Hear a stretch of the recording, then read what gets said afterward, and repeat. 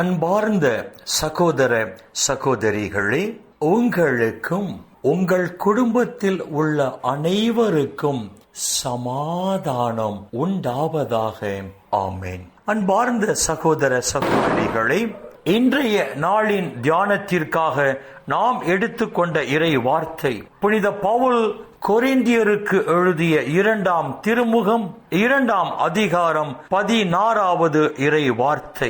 அழிவுறுவோருக்கு அது சாவை விளைவிக்கும் நச்சு புகையாகும், மீட்பு பெறுவோருக்கு அது வாழ்வளிக்கும் நறுமணமாகும் என்று புனித பவுல் இங்கு எழுதுகிறார். இயேசு கிறிஸ்துவை பற்றிய நற்செய்தி மீட்பு பெறுகிற மக்களுக்கு நிலை வாழ்வை பெற்றுத் தருகிற நறுமணம் வீசும் சுகந்த வாசனையாக இருக்கும்.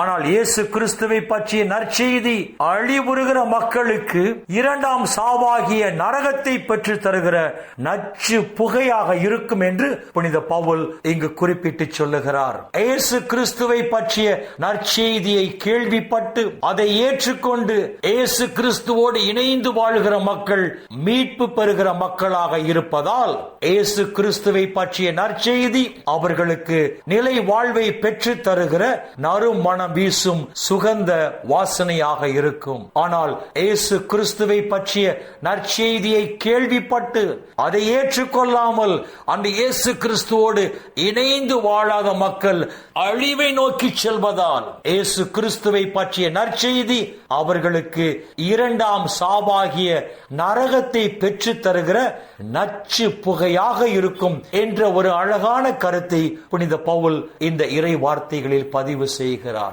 இயேசு கிறிஸ்துவை பற்றிய நற்செய்தியை கேள்விப்பட்டு அதை ஏற்றுக்கொண்டு அந்த இயேசுவோடு இணைந்து வாழ்கிற மக்கள் தான் நிலை வாழ்வை பெற்றுக் கொள்வார்கள்.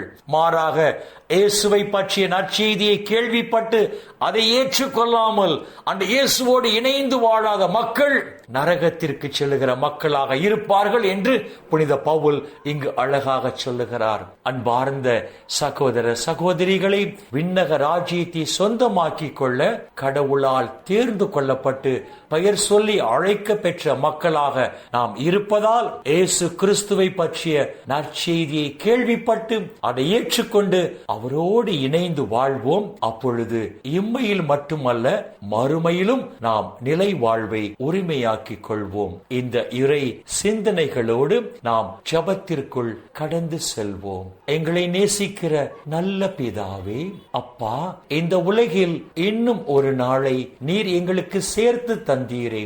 உம்முடைய கிருபைக்கு நன்றி சொல்லுகிறோம். இயேசுவின் மீது நம்பிக்கை கொண்டு அவரோடு இணைந்து வாழ்கிற மக்கள் தான் நிலை வாழ்வை பெற்றுக் கொள்வார்கள். இயேசுவின் மீது நம்பிக்கை கொள்ளாமல் அவரோடு இணைந்து வாழாத மக்கள் அழிவை சந்திப்பார்கள் என்று சொல்லி உம்முடைய உயிருள்ள வார்த்தைகள் வாயிலாக எங்களோடு பேசினீரே. டாடி, உமக்கு நன்றி சொல்லுகிறோம். விண்ணக ராஜ்யத்தை சொந்தமாக்கிக் கொள்ள உம்மால் தேர்ந்து கொள்ளப்பட்ட நாங்கள் இயேசுவை பற்றிய நற்செய்தியை ஏற்றுக்கொண்டு அவரோடு இணைந்து வாழும் போது அப்பா, இந்த உலகில் மட்டுமல்ல மறு உலகிலும் நிலை வாழ்வை எங்களுக்கு பரிசாக தருவீராக.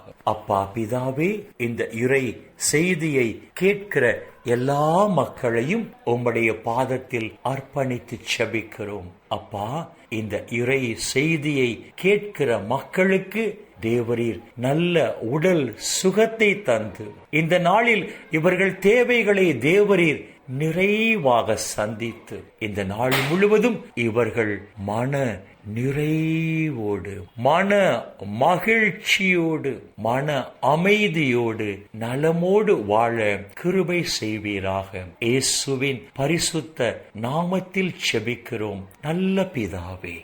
ஆமென், ஆமென், ஆமென்.